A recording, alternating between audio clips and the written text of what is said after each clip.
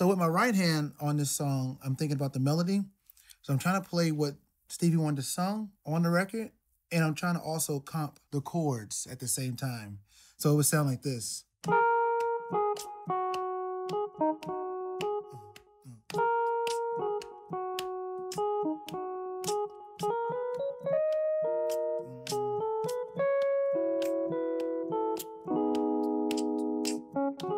I'm always trying to make sure that the melody is there, especially when we're in that section. And then the chords under it just kind of like, it's kind of happening with the same rhythm that I am from the left hand, but it's not as patty as the left hand. So it's like, I'm kind of like.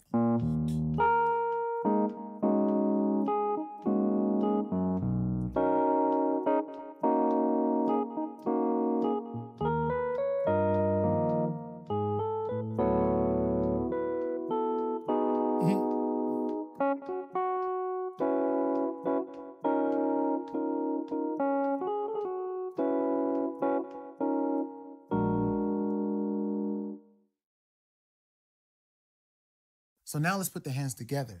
Again, this is the way that I developed my technique by using music as the basis of my technique.